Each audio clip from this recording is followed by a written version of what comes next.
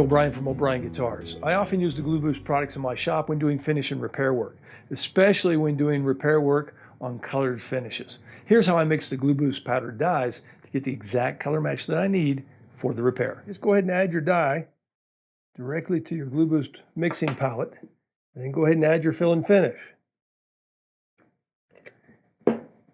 And slowly add some of the dye to the fill and finish, making sure that you mix it completely.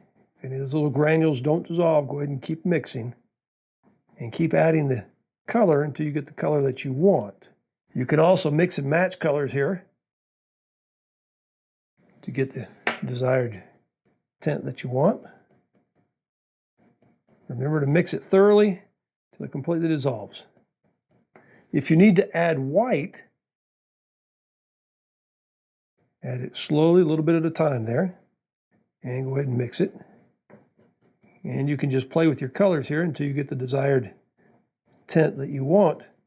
Remember, if you need to, just add a little bit more fill and finish to extend your open time. And that will make a nice finish repair on an orange guitar.